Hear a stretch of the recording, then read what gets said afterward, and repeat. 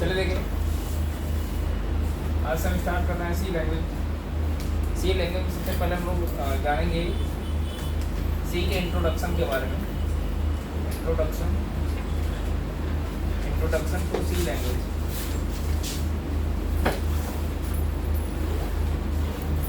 अगर हम लोग सी लैंग्वेज की बात करें तो सी लैंग्वेज एक प्रकार की कंप्यूटर लैंग्वेज है।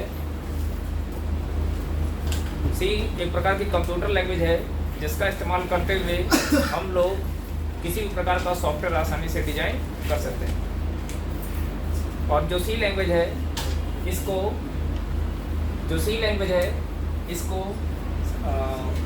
1972 में, है ना, जो सी लैंग्वेज है इसको 1972 में डेनिस रिची नाम के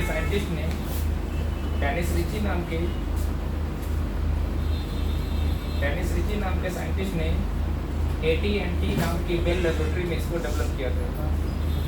AT&T नाम की बेल लेबोरेटरी है यूएसए में, जहाँ पे सी लैंग्वेज को डेवलप किया गया था। अगर आपसे कोई पूछ रहा है सी लैंग्वेज क्या होता है, तो सी लैंग्वेज को आप बताएंगे कि सी लैंग्वेज एक प्रकार की कंप्यूटर लैंग्वेज है जिसको डेनिस रिची नाम के साइंटिस्ट ने 1972 में AT&T नाम की बेल लेबोरेटरी थी जो कि यूएसए में थी, वहीं पे इसको डेवलप किया गया था।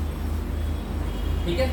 इसके अलावा हम ये भी कह सकते हैं, सी लैंग्वेज के बारे में ये भी कहा जाता है कि सी लैंग्वेज एक प्रकार की, है ना, ये भी बता सकते हो कि सी लैंग्वेज एक प्रकार की हाई लेवल लैंग्वेज। सी लैंग्वेज एक प्रकार की हाई लेवल लैंग्वेज है। ठीक है। अब हाई लेवल लैंग्वेज क्या होता है, इसके पहले आपको लो लेवल लैंग्वेज के बारे में जानना पड़ेगा। सी लैंग्वेज के बारे में जानने से पहले आपको जानना पड़ेगा लो लेवल लैंग्वेज के बारे में।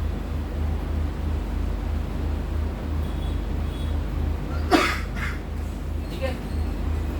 तो अगर हम हाई लेवल लैंग्वेज या लो लेवल लैंग्वेज की बात करें तो जो कंप्यूटर की लैंग्वेज है, कंप्यूटर की लैंग्वेज का मतलब ये हो गया कि एक ऐसी भाषा, एक ऐसी लैंग्वेज जिसका इस्तेमाल हम लोग किस पे करते हैं, कंप्यूटर सिस्टम पे। किस लिए? ताकि हम किसी कंप्यूटर सिस्टम से कम्युनिकेट कर सकें। जिस तरीके से जब किसी पर्सन से हमको कम्युनिकेशन करना होता है, पर्सन को मतलब जब किसी हम पर्सन से बात करते हैं तो बात करने के लिए हमको किसी न किसी लैंग्वेज का इस्तेमाल करना पड़ता है। वैसे ही जब कभी किसी कंप्यूटर से जुड़ना होता है तो उसके लिए हमको कंप्यूटर की लैंग्वेज का इस्तेमाल करना पड़ता है। और जो कंप्यूटर की लैंग्वेज होती है, जो कंप्यूटर की भाषा होती है, उसको दो भागों में बांटा गया है। जो कंप्यूटर की लैंग्वेज है, जो कंप्यूटर की भाषा है, जो कंप्यूटर की लैंग्वेज होती है,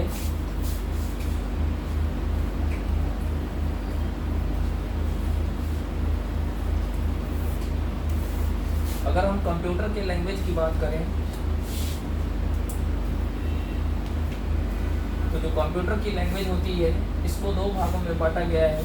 एक है आपका लो लेवल लैंग्वेज, जिसको मैं LLL कहता हूँ, लो लेवल लैंग्वेज।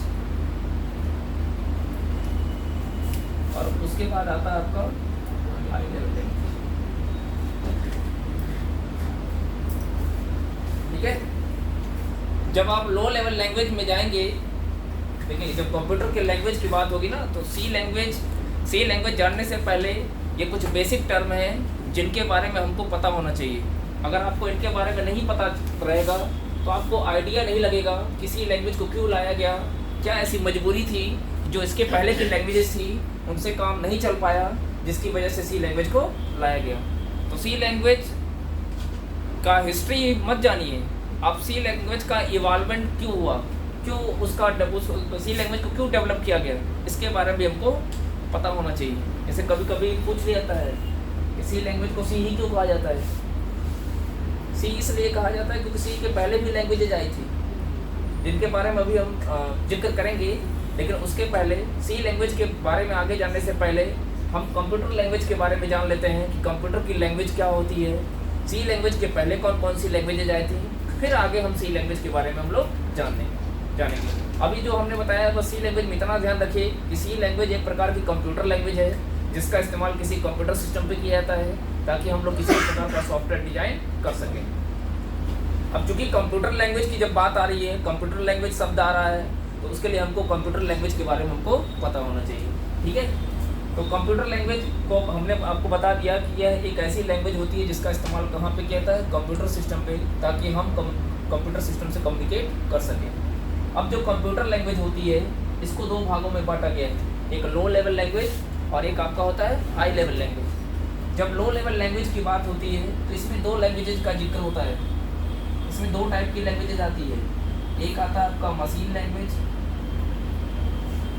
और एक आपकी आती है असेंबली लैंग्वेज।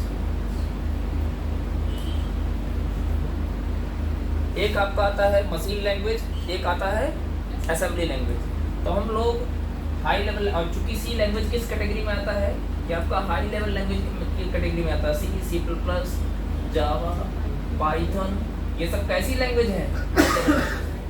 तो ये जो लैंग्वेजेज आई थी इनके पहले की ये लैंग्वेजेज हैं, सी और मशीन लैंग्वेज। अगर मशीन लैंग्वेज की बात करें, ठीक है, सिर्फ और सिर्फ यदि हम मशीन लैंग्वेज की बात करें तो मशीन लैंग्वेज को बाइनरी लैंग्वेज के नाम से भी जाना जाता है। मशीन लैंग्वेज को बाइनरी लैंग्वेज के नाम से भी जाना जाता है। इसको बाइनरी लैंग्वेज क्यों कहा जाता है? क्योंकि यह एक ऐसी भाषा है जिसमें जो कुछ लिखा पढ़ा जाता है, जो कुछ भी रीड राइट किया जाता है, वो सब किस फॉर्म में किया जाता है? बाइनरी फॉर्म में, यानी 0 और 1 के फॉर्म।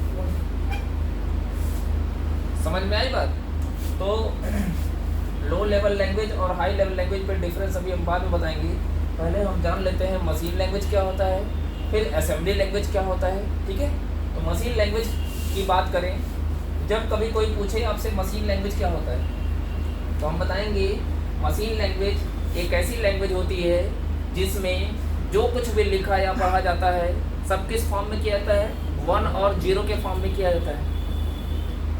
मतलब, और एक चीज़ और, मशीन लैंग्वेज को फर्स्ट जनरेशन लैंग्वेज भी कहा जाता है।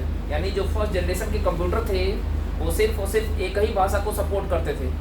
आज जो हम कंप्यूटर पे हिंदी टाइपिंग कर लेते हैं, इंग्लिश टाइपिंग कर लेते हैं या डिजिट को टाइप कर लेते हैं, उस ज़माने के जो कंप्यूटर थे, अगर आपको नंबर भी इंटर करना होता था, जैसे इसको आप अलग से नोट कर लीजिएगा,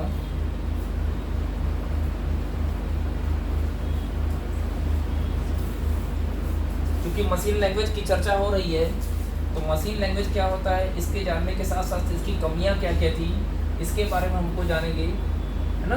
इसके ड्रॉबैक भी थे, जैसे हमने आपको बताया कि मशीन लैंग्वेज एक ऐसी लैंग्वेज है जिसमें सब कुछ, जो कुछ भी लिखा पढ़ा जाता है, सब 1 और 0 के फॉर्म में दिया जाता है।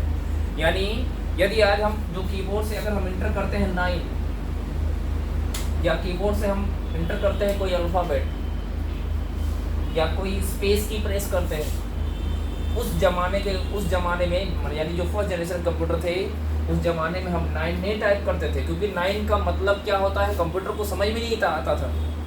क्यों?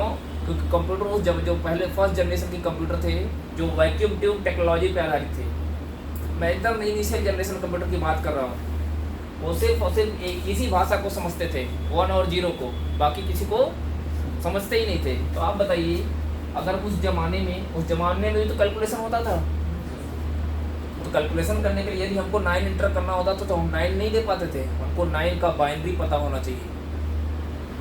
मतलब सीधा ये है कि अगर उस ज़माने के कंप्यूटर को चलाना होता जो कि सिर्फ और सिर्फ एक ही भाषा को समझते थे, एक ही भाषा को सपोर्ट करते थे, तो बड़ा कॉम्प्लिकेटेड टास्क हो जाता। कैसे? उसको देखिए, जैसे आज हम लोग इंटर करते हैं 9, उस ज़माने के कंप्यूटर को अगर हम चला रहे होते तो 9 इंटर करने के लिए हमको क्या इंटर करना पड़ता है?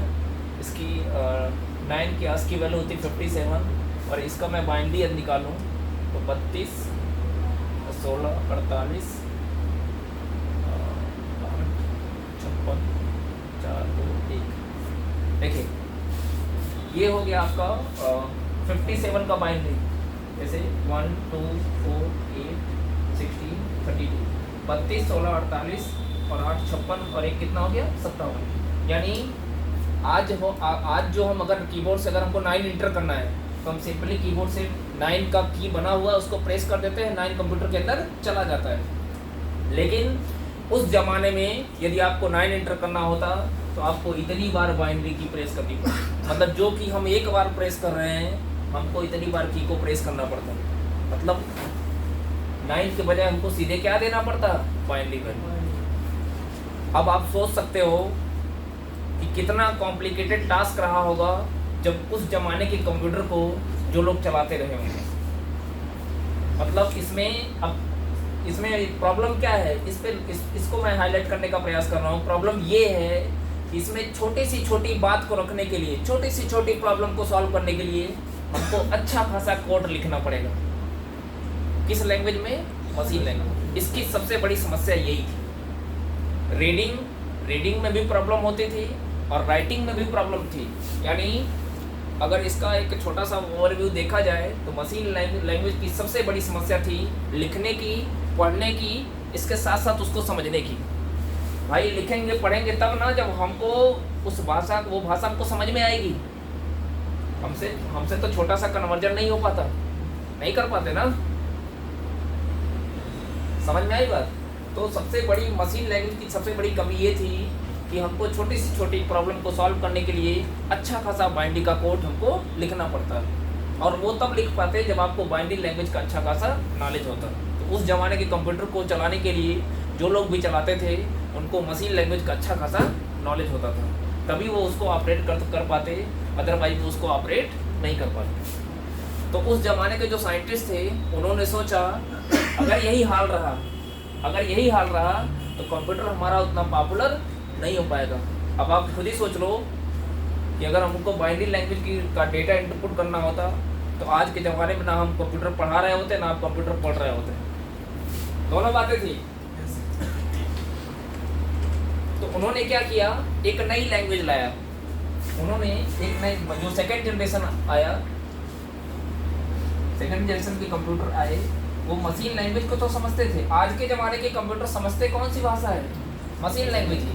लेकिन मशीन लैंग्वेज के साथ साथ वो बाकी दूसरी लैंग्वेज को क्या करते हैं, सपोर्ट करते हैं। सपोर्ट करने का मतलब ये है कि हम इंटर करेंगे, ठीक है, 9 जो अपने काम की, जो जिस भाषा का ज्ञान है, हम उस भाषा में डेटा को इंटर करेंगे।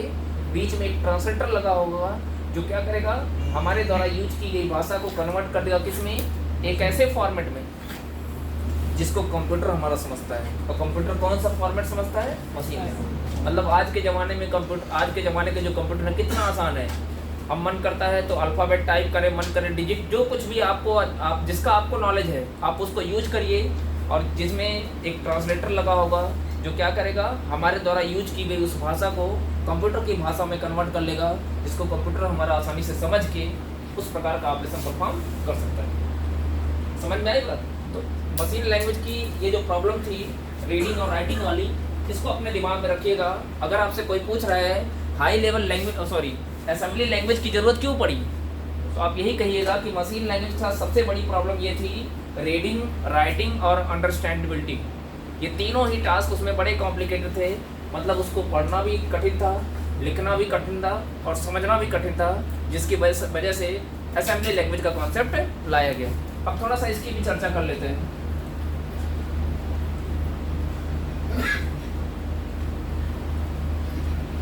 ठीक है। अब जो दूसरी लैंग्वेज आई, ये तो पहली लैंग्वेज थी, जो दूसरी लैंग्वेज लाई गई उसका नाम क्या था, असेंबली लैंग्वेज। यदि हम असेंबली लैंग्वेज की बात करें तो असेंबली लैंग्वेज के साथ अगर असेंबली लैंग्वेज की तुलना हम मशीन लैंग्वेज से करें तो रीड में, मतलब पढ़ने में, लिखने में और समझने में ज़्यादा आसान हो गया किसके, अगर तुलना करें किसके, मशीन में। अब असेंबली लैंग्वेज क्या होता है, अगर आपसे कोई पूछे तो आप कहेंगे असेंबली लैंग्वेज भी एक प्रकार की कंप्यूटर लैंग्वेज होती है। और जो भी कंप्यूटर लैंग्वेज होती है सबको इसीलिए पढ़ा जाता है ताकि हम लोग किसी भी प्रकार का सॉफ्टवेयर डिजाइन कर सकें। और देखिए आप लोग सब आईटी सेक्टर के स्टूडेंट हो, सब लोग जितने भी बीसीए के स्टूडेंट हैं सबका एम यही है कि हम बीसीए करके हम सॉफ्टवेयर डेवलपर बन सकें या सॉफ्टवेयर डेवलपमेंट के फील्ड में हम जा सकें। तो सॉफ्टवेयर डेवलपमेंट के फील्ड में किसी भी स्टूडेंट को जाना है तो उसके लिए कंप्यूटर की लैंग्वेज का ज्ञान होना ज़रूरी है। आप कुछ मत पढ़ो, कंप्यूटर की लैंग्वेज का अगर आप ज्ञान है तो आप अच्छा खासा प्लेसमेंट आईटी सेक्टर में आप पा सकते हो। कंप्यूटर की लैंग्वेज का बहुत महत्वपूर्ण रोल है और आज हम आपको बहुत सारी चीज़ें बताने वाले हैं, ठीक है। लेकिन पहले हम इसको बता दें, फिर हम वो जो कॉन्सेप्ट होते हैं, छोटी छोटी चीज़ें होती हैं जो स्टूडेंट शुरुआत में क्या होता है इग्नोर कर देते हैं। जो बाद में बहुत बड़ी प्रॉब्लम का सबब बन जाता है, बहुत बड़ी प्रॉब्लम बन जाती है। और छोटे छोटे प्रॉब्लम्स हम आपको आज बताएंगे, ठीक है। तो हम पहले असेंबली लैंग्वेज की बात कर लेते हैं। असेंबली लैंग्वेज की बात करें तो यह भी एक प्रकार की कंप्यूटर लैंग्वेज थी, जिसमें कुछ सिंबॉलिक रिप्रेजेंटेशन का इस्तेमाल किया जाता था। बात समझिएगा, कुछ सिंबॉलिक रिप्रेजेंटेशन का मतलब ये हो गया कि आज जो जोड़ने के लिए हम लोग प्लस का इस्तेमाल करते हैं ना, या गुणा करने के लिए हम लोग एस्ट्रिक का इस्तेमाल करते थे, उस ज़माने में मतलब असेंबली लैंग्वेज के केस में हम लोग कुछ सिंबॉलिक रिप्रेजेंटेशन, ध्यान दीजिएगा इस पॉइंट को, किसका इस्तेमाल किया जाता था? सिंबॉलिक रिप्रेजेंटेशन का इस्तेमाल किया जाता था। किस लैंग्वेज में? Assembly language. वो सिंबॉलिक रिप्रेजेंटेशन होते क्या थे कि अगर हमको गुणा करना होता था तो MUL लिखते थे, बात समझिएगा। अगर हमको ऐड करना होता था तो हम ऐड लिखते थे। अगर हमको कोई डेटा ट्रांसफ़र करना होता था तो मूव लिखते थे। इस टाइप के कुछ सिंबॉलिक रिप्रेजेंटेशन का इस्तेमाल किया जाता था। किस लैंग्वेज में? Assembly language. अब असेंबली लैंग्वेज की अगर हम बात करें तो असेंबली लैंग्वेज एक ऐसी लैंग्वेज थी जिसको कंप्यूटर हमारा नहीं समझता है। कंप्यूटर मैं बात कर रहा हूँ आज भी, आज के ज़माने के भी जो कंप्यूटर है वो एक ही भाषा समझते हैं, और उस भाषा का नाम क्या है? मशीन लैंग्वेज, या जिसको बाइनरी लैंग्वेज भी कहा जाता है। तो अब असेंबली लैंग्वेज कंप्यूटर समझता नहीं है तो यूज कैसे करोगे? यूज हम कुछ इस तरीके से करते थे कि हम क्या करते थे, कोई भी प्रोग्राम होता था, हाँ इसके साथ भी एक ड्रॉबैक था। अच्छा, असेंबली लैंग्वेज का और मशीन लैंग्वेज का, इन दोनों के साथ एक कॉमन प्रॉब्लम थी। असेंबली लैंग्वेज और मशीन लैंग्वेज का एक कॉमन प्रॉब्लम थी। वो कॉमन प्रॉब्लम क्या थी? वो कॉमन प्रॉब्लम ये थी कि दोनों ही लैंग्वेज का, चाहे आप मशीन लैंग्वेज का इस्तेमाल करते हो कोई प्रोग्राम बनाइए, कोई सॉफ्टवेयर बनाइए, या आप असेंबली लैंग्वेज का यूज करते हो कोई प्रॉब्लम बनाइए, दोनों लैंग्वेज का यूज करने से पहले आप जिस सिस्टम पे इनके प्रोग्राम को बनाते हैं, जैसे हम लैंग्वेज में क्या पढ़ते हैं, कंप्यूटर लैंग्वेज में बेसिकली हम प्रोग्राम बनाते हैं। पहले हम लोग क्या बनाना सीखते हैं? प्रोग्राम। फिर धीरे धीरे जब प्रोग्राम बनाना सीख लेते हैं तो फिर कई सारे प्रोग्राम बना के मिला के हम लोग क्या बनाते हैं? सॉफ्टवेयर। इसीलिए क्या होता है? सॉफ्टवेयर क्या होता है? प्रोग्राम का कलेक्शन होता है। तो मैं ये कह रहा हूँ, कोई भी लैंग्वेज आप सीखते हो तो उसमें आप प्रोग्राम बनाते हो। प्रोग्राम एक शब्द है, इस खाली शब्द का मतलब समझिएगा, ठीक है। अब प्रोग्राम किस लिए बनाया जाता है? किसी प्रॉब्लम को सॉल्व करने के लिए। अपने पास कोई प्रॉब्लम है तो उस प्रॉब्लम को सॉल्व करने के लिए हम लोग क्या डिजाइन करते हैं? प्रोग्राम। और जो भी प्रोग्राम डिजाइन किए जाते हैं उसमें किसी न किसी कंप्यूटर लैंग्वेज का इस्तेमाल किया जाता है। तो मैं ये कह रहा हूँ कि यदि कोई भी प्रोग्राम मशीन लैंग्वेज या असेंबली लैंग्वेज का इस्तेमाल करते हुए हम बना रहे हैं तो बनाने से पहले हमको इस बात का ध्यान देना पड़ता था कि उस प्रोग्राम को हम किस मशीन पे यूज करने वाले हैं, किस कंप्यूटर सिस्टम पे यूज करने वाले हैं, ये हमको बड़ा ध्यान देना पड़ता था। क्योंकि ये दोनों ही लैंग्वेजेस, मशीन लैंग्वेज और असेंबली लैंग्वेज, ये दोनों ही लैंग्वेजेस के साथ मैंने जैसा कि कहा कि कॉमन प्रॉब्लम थी, वो ये थी कि दोनों की दोनों लैंग्वेजेस सिस्टम डिपेंडेंट थी। अब देखिए, ये सब इंटरव्यू वगैरह में बहुत पूछा जाता है, आपसे पूछ लिया जाता है कि लो लेवल लैंग्वेज और हाई लेवल लैंग्वेज के बीच में क्या अंतर होता है, तो आप यही बताओगे लो लेवल लैंग्वेजेज जितनी भी होती हैं वो सिस्टम डिपेंडेंट लैंग्वेजेज होती हैं, जबकि जो हाई लेवल लैंग्वेजेज होती हैं वो सिस्टम इंडिपेंडेंट लैंग्वेज। समझ में आई बात? जो जितने भी लो लेवल लैंग्वेजेज होती हैं, अब लो लेवल लैंग्वेज में सिर्फ दो ही लैंग्वेज होती है, एक मशीन लैंग्वेज होता है, एक असेंबली लैंग्वेज, और दोनों ही लैंग्वेजेज क्या है? System dependent language. System dependent होने का मतलब ये हो गया कि हम जो भी प्रोग्राम बना रहे हैं, चाहे मशीन लैंग्वेज का इस्तेमाल करते हुए बनाएं, अगर मशीन लैंग्वेज का इस्तेमाल करते हुए बनाएंगे सबको 1 और 0 में लिखना पड़ेगा सब कुछ। असेंबली लैंग्वेज का इस्तेमाल करते हुए बनाएंगे, कुछ इस टाइप के सिंबल का इस्तेमाल किया जाएगा। आप दोनों में से किसी का भी इस्तेमाल करिए। तो आपको प्रोग्राम बनाने से पहले उस सिस्टम को, उस कंप्यूटर को देखना पड़ता था जहाँ पे उस प्रोग्राम को आपको रन कराना है, यूज करना है। सिस्टम को देखने का मतलब ये हो गया कि उसका इंटरनल आर्किटेक्चर आपको देखना पड़ता था। प्रोसेसर कौन सा है, रैम कौन सा है, मेमोरी कौन कौन सी है, रजिस्टर कौन कौन से हैं, इन सारी बातों को हमको ध्यान में रखना पड़ता था, तब जाके हम उस प्रोग्राम को डिजाइन कर पाते थे। किस केस में? जब हम उस प्रोग्राम को मशीन लैंग्वेज अथवा असेंबली लैंग्वेज का इस्तेमाल करते हुए हमको बनाना पड़ता था। समझ में आई बात?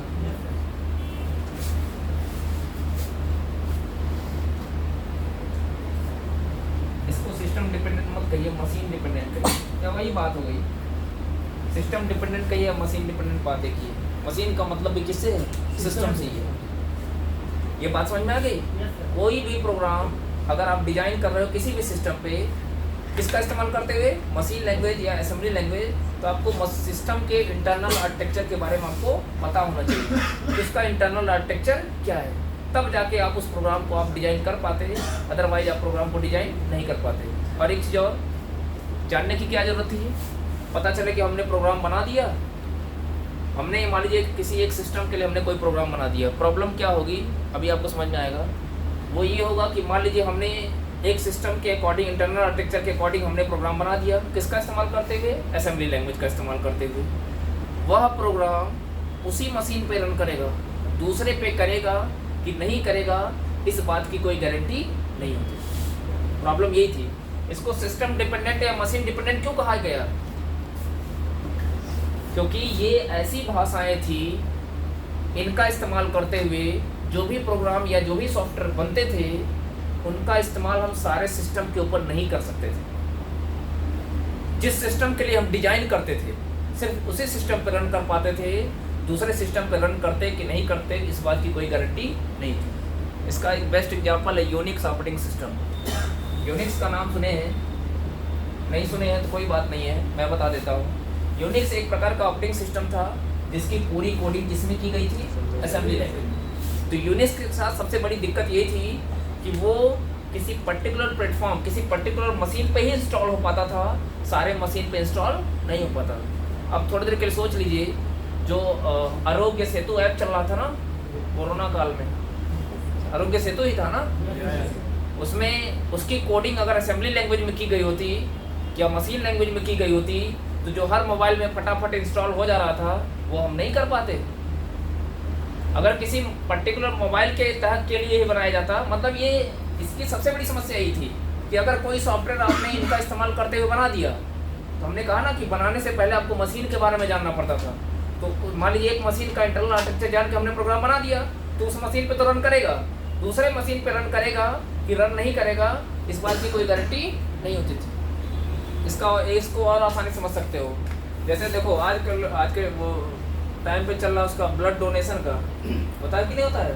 ब्लड डोनेट तो हो जाता है, लेकिन जब जिस बंदे को ब्लड की रिक्वायरमेंट होती है, उसको क्या कोई भी ब्लड किसी भी ग्रुप का ब्लड उसको चढ़ा दिया जाता है? जो उससे मैच करता है। एकदम सेम कहानी वही थी। अगर इंटरनल आर्किटेक्चर मैच कर गया तो वह प्रोग्राम रन कर जाएगा, अगर इंटरनल आर्किटेक्चर मैच नहीं किया तो प्रोग्राम रन नहीं करेगा। यही कारण था कि मशीन लैंग्वेज और असेंबली लैंग्वेज को, दोनों को ही मशीन डिपेंडेंट या सिस्टम डिपेंडेंट लैंग्वेज कहा गया। समझ में आई बात? एक और हम एग्जांपल बताते हैं। जैसे हम लोग अधिकतर किस भाषा के ऊपर निर्भर करते हैं? हिंदी के ऊपर। अब हिंदी, हमारे पास दो लैंग्वेज, मैं आपको दो ऑप्शन देता हूँ, हिंदी लैंग्वेज का ऑप्शन देता हूँ कि इंग्लिश की। हिंदी के बताइए, हिंदी डिपेंडेंट लैंग्वेज है या इंडिपेंडेंट? ठीक है, डिपेंडेंट का मतलब होता है निर्भर करना और इंडिपेंडेंट का मतलब होता है निर्भर ना करना। तो हिंदी डिपेंडेंट लैंग्वेज है या इंडिपेंडेंट? डिपेंडेंट है। क्यों डिपेंडेंट है? क्योंकि यह किसी पर्टिकुलर सिटी, किसी पर्टिकुलर स्टेट के ऊपर निर्भर करता है। क्या हिंदी को इंडिपेंडेंट कब कहा जाता है? जब हिंदी हर जगह, हर किसी दुनिया के किसी भी कोने में यूज की जाती। क्या इसका प्रमाण है? आप सिर्फ हिंदी जान के आप यूपी में सर्वाइव कर सकते हो। वो भी यूपी में बहुत सारे ऐसे जगह होंगे जहाँ पे, खैर यूपी में तो सब लोग बोल लेते होंगे, है ना। इंडिया में ही बहुत सारे ऐसे स्टेट हैं जहाँ पे हिंदी लोग सही से नहीं बोल पाते। अभी साउथ इंडिया या वेस्ट बंगाल वगैरह में चले जाइए, उनकी हिंदी बहुत गंदी है, समझ रहे हैं ना। तो हिंदी क्या है? हिंदी डिपेंडेंट लैंग्वेज है, किसी खास जगह के ऊपर निर्भर कर रही है। वैसे ये भी डिपेंडेंट लैंग्वेज है जो किसी मशीन के ऊपर निर्भर करते थे। अब बात समझ में आई? तो या भी पता चले कि ऐसे सॉफ्टवेयर जो आज सॉफ्टवेयर बना दे रहे हैं ना, किसी भी सिस्टम पे आप इंस्टॉल करके किसी भी सिस्टम पे आप आसानी से यूज कर ले रहे हो, वो सिर्फ और सिर्फ किसकी देन है? हाई लेवल लैंग्वेज की देन है। और जितने भी हाई लेवल लैंग्वेजेस होती हैं वो मशीन इंडिपेंडेंट होती है। तो ये इन दोनों को मशीन डिपेंडेंट क्यों कहा गया? इसका रीज़न यही था कि इनकी सहायता से, इन भाषा का इस्तेमाल करते हुए कोई भी सॉफ्टवेयर, कोई भी प्रोग्राम बनाया जाता था तो किसी खास मशीन पे ही रन करते थे जिसके लिए उस प्रोग्राम को बनाया जाता था। बाकी दूसरे मशीन पर रन करेंगे कि नहीं करेंगे इस बात की कोई गारंटी नहीं होती थी। इसीलिए इनको क्या कहा गया, मशीन डिपेंडेंट या सिस्टम डिपेंडेंट लैंग्वेज कहा गया। एक चीज़ हम इसमें और ऐड करना चाहते हैं असेंबली लैंग्वेज के केस में। अब चूंकि असेंबली लैंग्वेज को कंप्यूटर समझता नहीं है, समझता कौन सी भाषा है, मशीन लैंग्वेज। तो जिस भी कंप्यूटर पे असेंबली लैंग्वेज का प्रोग्राम बनाया जाएगा, मान लीजिए कोई भी प्रोग्राम है हमने किस में लिखा हुआ है, असेंबली लैंग्वेज में, और कंप्यूटर जो हमारा है कौन सी भाषा समझता है, बाइनरी लैंग्वेज। इस भाषा को मशीन लैंग्वेज में कन्वर्ट करना पड़ेगा और उसके लिए ट्रांसलेटर लाया गया, उसका नाम क्या था, असेंबलर। असेंबलर क्या होता है, एक प्रकार का सिस्टम सॉफ्टवेयर होता है। असेंबलर क्या होता है, एक प्रकार का सिस्टम सॉफ्टवेयर होता है जो कि करता क्या है, एक ऐसा प्रोग्राम जो कि किस में लिखा गया है, असेंबली लैंग्वेज में, उसको कन्वर्ट करता है किसमें, मशीन लैंग्वेज। समझ में आई बात, उसको किस में कन्वर्ट करता था, मशीन लैंग्वेज में। आज के टाइम पे लगभग ये लैंग्वेज विलुप्त हो चुकी है, इसका इस्तेमाल नहीं किया जाता क्योंकि आज के टाइम पे इतनी पावरफुल लैंग्वेजेज आ गई हैं इसमें से। और इसके साथ इतना बड़ा ड्रॉबैक है, पता चले हमने कोई सॉफ्टवेयर बना दिया, एक मशीन पे रन कर रहा, दूसरे पे कर ही नहीं रहा है, तो क्या मतलब वो सॉफ्टवेयर पॉपुलर नहीं हो पाया। समझ में आई बात। और जो मैं यूनिक्स ऑपरेटिंग सिस्टम की बात किया था, उसकी जिसकी कोडिंग असेंबली लैंग्वेज में की गई थी, यही कारण है कि वो सारे सिस्टम पे वो इंस्टॉल नहीं हो पाता था। और बाद में उसके बाद में जो लाइनक्स ऑपरेटिंग सिस्टम आया, लाइनक्स, यूनिक्स और लाइनक्स में जब डिफरेंस पूछा जाता है ना, तो यही बताया जाता है कि यह किसी पर्टिकुलर इन्वायरमेंट के ऊपर रन करता था और इसको हम किसी भी प्रकार के इन्वायरमेंट में हम लोग आसानी से इंस्टॉल कर सकते हैं। और लाइनक्स जानते हैं, लाइनक्स और यूनिक्स में क्या अंतर था, जो असेंबली लैंग्वेज की कोडिंग इसमें की गई थी, जब लाइनक्स लाया गया तो असेंबली लैंग्वेज की कोडिंग हटा दिया गया, उसको फिर से रीकोड किया गया किसमें, जो लाइनक्स जो ऑपरेटिंग सिस्टम है, नाम सुने होंगे, बहुत फेमस ऑपरेटिंग सिस्टम, बहुत सिक्योर। जब सिक्योरिटी की बात आती है, सबसे सिक्योर ऑपरेटिंग सिस्टम की चर्चा होती है तो उसमें लाइनक्स का नाम सबसे ऊपर आता है, ठीक है। और इस ऑपरेटिंग सिस्टम की कोडिंग किसमें की गई है, जो लैंग्वेज हम लोग आज से सीख रहे हैं, सी लैंग्वेज। आज भी सी जो लाइनक्स ऑपरेटिंग सिस्टम है उसकी प्रोग्रामिंग किसमें की गई है, सी लैंग्वेज। समझ में आ गया। ये तो था मशीन लैंग्वेज के बारे में और असेंबली लैंग्वेज के बारे में। अब थोड़ी सी चर्चा हम लोग करेंगे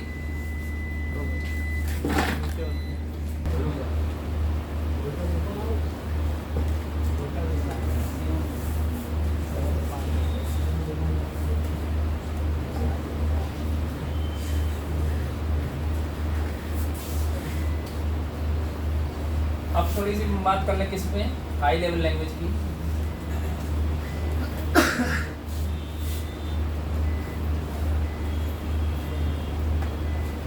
जो हाई लेवल लैंग्वेज होती है, हाई लेवल लैंग्वेज जो होती है वो सिस्टम इंडिपेंडेंट लैंग्वेज है। सिस्टम इंडिपेंडेंट होने का मतलब ये हो गया कि हम यदि कोई भी प्रोग्राम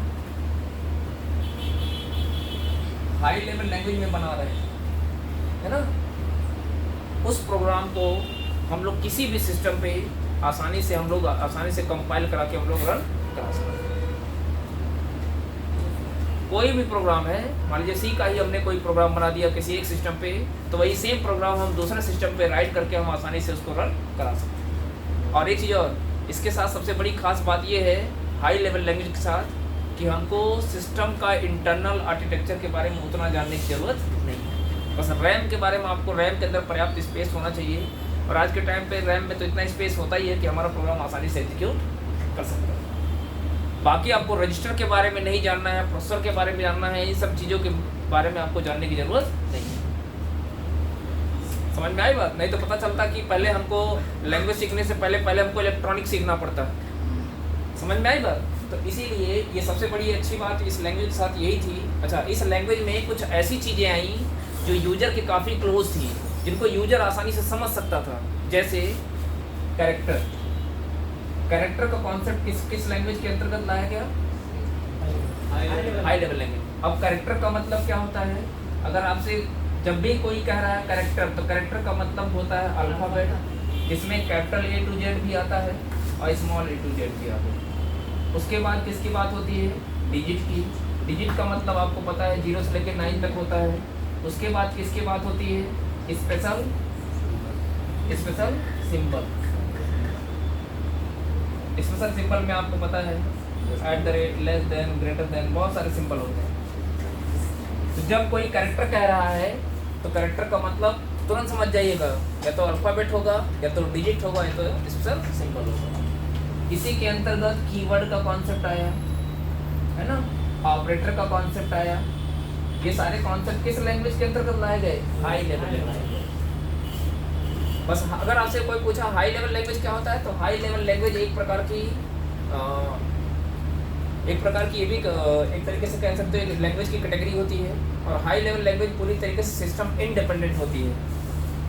अब हाई लेवल लैंग्वेज एक ग्रुप है, इस नाम की कोई लैंग्वेज नहीं होती है, समझ रहे ना। जैसे लो लेवल क्या था, कंप्यूटर की लैंग्वेज को दो भागों में, दो ग्रुप में बांटा गया, एक लो लेवल, एक हाई लेवल। तो एक ग्रुप का नाम क्या है? हाई लेवल, जिसके अंतर्गत सी लैंग्वेज है, C++ है, जावा है, पाइथन है। ये सारी लैंग्वेज हाई लेवल लैंग्वेज है, और ये सारी की सारी सिस्टम इंडिपेंडेंट है। सिस्टम इंडिपेंडेंट का मतलब ये हो गया कि सी लैंग्वेज का इस्तेमाल करते हुए, या C++ या जावा का इस्तेमाल करते हुए कोई भी प्रोग्राम बना रहे हैं, उस प्रोग्राम को हम किसी भी मशीन पे, किसी भी सिस्टम पे हम आसानी से रन करा सकते हैं। समझ में आई बात? और एक चीज़ और, एक क्वेश्चन हम लोगों से पूछा जाता था कि why high level languages are machine independent but user dependent. High level language जो होती है वो मशीन के ऊपर निर्भर नहीं करती है, बल्कि यूजर के ऊपर निर्भर करती है। तो इसका सीधा आंसर ये है कि मशीन के ऊपर इसलिए निर्भर नहीं करती क्योंकि मशीन उसके बारे में जानता ही नहीं है। मशीन कौन सी भाषा जानता है? मैं बार बार कह रहा हूँ, मशीन सिर्फ एक ही भाषा का नॉलेज होता है, और जिस भाषा का जिसको नॉलेज होता है निर्भर वो उसी भाषा पे करता है। जैसे सिस्टम मशीन लैंग्वेज को जानता है, इसलिए वो मशीन लैंग्वेज के ऊपर निर्भर करता है। हम हाई लेवल लैंग्वेज को अच्छी तरीके से जानते हैं, अल्फाबेट्स को अच्छी तरीके से जानते हैं, इसलिए हम किस पे निर्भर करते हैं? High level language. और यदि कोई प्रोग्राम हाई लेवल लैंग्वेज में बनाया गया है तो उसको मशीन लैंग्वेज में भी क्या करना पड़ेगा? कन्वर्ट करना पड़ेगा। मशीन लैंग्वेज के रूप में हमको क्या करना पड़ेगा? कन्वर्ट करना पड़ेगा। और उसके लिए भी हमको किसकी जरूरत पड़ेगी? ट्रांसलेटर की। समझ में आई बात? तो अब देखिए, अब जैसे सी लैंग्वेज में कंपाइलर का इस्तेमाल होता है। सी लैंग्वेज में चूँकि हम लोग सी लैंग्वेज पढ़ने वाले हैं तो हम कंपाइलर की ही बात करेंगे, आपको इंटरप्रेटर के बारे में बता देंगे इसके साथ साथ, ठीक है। तो कंपाइलर क्या होता है? जैसे असेंबलर के बारे में आपको बताया ना कि असेंबलर एक प्रकार का सिस्टम सॉफ्टवेयर होता है जो करता क्या है, एक ऐसा प्रोग्राम जो कि असेंबली लैंग्वेज में लिखा गया है उसको कन्वर्ट करता है किसमें? मशीन लैंग्वेज में। वैसे ही कंपाइलर भी क्या होता है? एक प्रकार का सिस्टम सॉफ्टवेयर ही होता है। दोनों ही सिस्टम सॉफ्टवेयर होते हैं। जो करता क्या है, एक ऐसा प्रोग्राम जो कि हाई लेवल लैंग्वेज में लिखा गया है उसको कन्वर्ट करता है किसमें? मशीन लैंग्वेज में। मशीन लैंग्वेज में कन्वर्ट करने की जरूरत क्यों है? क्योंकि ये इस भाषा का ज्ञान तो कंप्यूटर को नहीं है। कंप्यूटर को किस भाषा का ज्ञान है? Machine language. तो जब तक यह प्रोग्राम मशीन लैंग्वेज में कन्वर्ट होगा नहीं, कंप्यूटर समझेगा नहीं, और जब तक कंप्यूटर समझेगा नहीं तब तक हम किसी भी प्रकार का ऑपरेशन कंप्यूटर सिस्टम के ऊपर नहीं कर सकते। समझ में आई बात? तो ये तो था पूरा कंप्यूटर लैंग्वेज के बारे में कि कंप्यूटर लैंग्वेज क्या होता है, इसकी कितनी कैटेगरी होती है। फिर उसके अंतर्गत हमने सीखा मशीन लैंग्वेज के बारे में, असेंबली लैंग्वेज के बारे में, और हमने आपको बताया किसके बारे में? हाई लेवल लैंग्वेज के बारे में। ये पूरा एक कंप्यूटर का लैंग्वेज था। अब फिर से हम वापस आते हैं, क्योंकि हमने आपको बताया है कि जब हाई लेवल लैंग्वेज की बात होती है तो सबसे पहला जिक्र किसका आता है? सी लैंग्वेज। और यही हम लोग सीखने वाले हैं, ठीक है। तो हम लोग इसी पे वापस आ जाते हैं, ठीक है। अब आपको समझ में आ गया होगा कि सी लैंग्वेज को क्यों लाया गया, क्योंकि उसके पहले की जो लैंग्वेज थी उसमें कुछ न कुछ कमियां थी, जिसको काफ़ी हद तक दूर कर लिया गया किसमें? सी लैंग्वेज में। तो हम वापस आते हैं, जो लैंग्वेज हमको सीखना है उस पर आते हैं।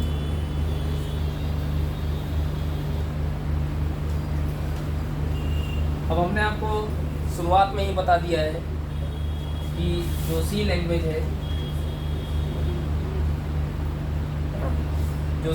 है, यह एक प्रकार की कंप्यूटर लैंग्वेज तो है। कंप्यूटर लैंग्वेज के साथ साथ यह क्या है? यह एक प्रकार की हाई लेवल लैंग्वेज है। कैसी लैंग्वेज है? High level language. इसके फीचर्स आप कह सकते हो ये है ना। यह है एक प्रकार की हाई लेवल लैंग्वेज, जिसको डेनिस रिची नाम के साइंटिस्ट ने 1972 में AT&T नाम की बेल लेबोरेटरी में डेवलप किया था। इतनी बातें हम आपको शुरुआत में ही बता चुके हैं। अब सी का इवॉल्वमेंट कहाँ से हुआ, सी को सी ही क्यों कहा गया, मैं इसको भी बता देना चाहता हूँ। सी से पहले भी कुछ लैंग्वेजेज आई थी, जैसे एक का नाम था एल्गोल। सी का जो इवॉल्वमेंट हुआ है, उत्सर्जन हुआ है, वो 3 लैंग्वेजेज से हुआ है। एक है एल्गोल, जिसका फुल फॉर्म होता है एल्गोरिथमिक, एक है BCPL, एक है बी। मतलब जो सी लैंग्वेज है वो 3 लैंग्वेज से इनहेरिट हुई है। कुछ फीचर्स एल्गोल के, कुछ फीचर्स BCPL के। BCPL का मतलब है बेसिक कंबाइंड प्रोग्रामिंग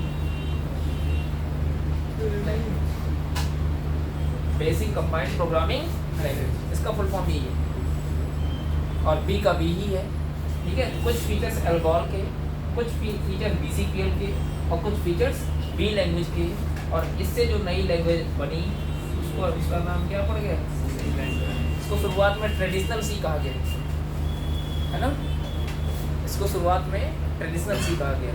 तो हमको बस सी लैंग्वेज के हिस्ट्री में बस इतना ही जानना है, बहुत ज़्यादा और हमको जानने की ज़रूरत नहीं है। और भी कुछ बातें हैं। सी को कहा जाता है, ठीक है, सी को कहा जाता है कि यह एक प्रकार की प्रोसीजरल लैंग्वेज है। इसके बारे में जानिए। सी लैंग्वेज कैसी लैंग्वेज है, प्रोसीजरल लैंग्वेज है। अब प्रोसीजरल लैंग्वेज का मतलब क्या होता है, प्रोसीजरल लैंग्वेज का मतलब ये हो गया कि सी लैंग्वेज हमको एक ऐसी सी लैंग्वेज का इस्तेमाल करते हुए जब भी किसी प्रॉब्लम को हम लोग सॉल्व करते हैं, जब भी किसी पर्टिकुलर प्रॉब्लम को सॉल्व करने के लिए हम लोग कोई प्रोग्राम बनाते हैं, तो सबसे पहले हमको क्या करना पड़ता है, उस प्रोग्राम का जो प्रोसीजर होता है उसके बारे में हमको जानना होता है कि उस प्रॉब्लम को हम सॉल्व कैसे करेंगे। आपको पता है कि हर प्रॉब्लम को सॉल्व करने का एक पर्टिकुलर प्रोसीजर होता है, स्टेप्स होता है, जिसके तहत हम किसी पर्टिकुलर प्रॉब्लम को सॉल्व करते हैं। भाई परीक्षा देते हैं तो वो भी तो एक प्रॉब्लम ही है, उसकी भी तैयारी करने के लिए आप स्टेप बाय स्टेप तमाम तरह तरह के प्रोसीजर, तरह तरह के स्टेप्स फॉलो करते हो कि नहीं करते हो, तभी तो आप एग्जाम में अपीयर होते हो या एग्जाम में पार्टिसिपेट करते हो। वैसे ही जब हम कोई पर्टिकुलर प्रॉब्लम को सॉल्व करने के लिए जब प्रोग्राम बनाते हैं तो उसके लिए हमको प्रोसीजर पे ध्यान देना पड़ता है। प्रोसीजर का मतलब प्रोसेस, कि कैसे हम उस पर्टिकुलर प्रॉब्लम को सॉल्व करेंगे। या आप ये भी कह सकते हो किसी भी लैंग्वेज को प्रोसीजरल लैंग्वेज तक कहा जाता है जब उस भाषा में हम किसी पर्टिकुलर प्रॉब्लम को छोटे छोटे पार्ट में पहले डिवाइड कर लेते हैं। छोटे छोटे पार्ट में हम लोग क्या कर लेते हैं, डिवाइड कर लेते हैं। उससे फ़ायदा ये होता है कि जो प्रोग्राम की कॉम्प्लेक्सिटी होती है वो ख़त्म हो जाती है। कोई भी हमारे पास बड़ा से बड़ा टास्क हो, यदि हम उसको छोटे छोटे पार्ट में तोड़ के करते हैं तो वो काम आसान हो जाता है कि नहीं हो जाता है। तो प्रोसीजरल लैंग्वेज सी को क्यों कहा जाता था, क्योंकि यहाँ पे फोकस किस पे होता था, प्रोसेस पे होता था, कैसे हम उस पर्टिकुलर प्रॉब्लम को सॉल्व करेंगे। इसके साथ साथ हम लोग क्या करते थे, बड़े से बड़े प्रॉब्लम को छोटे छोटे पार्ट में, छोटे छोटे मॉड्यूल में हम लोग क्या करते थे, डिवाइड कर लेते थे, जिससे कॉम्प्लेक्स से कॉम्प्लेक्स प्रॉब्लम हमारे लिए क्या हो जाता था, आसान हो जाता था। और इसी वजह से सी लैंग्वेज को स्ट्रक्चरल लैंग्वेज के नाम से भी जाना जाता है, या स्ट्रक्चर्ड लैंग्वेज भी कहा जाता है।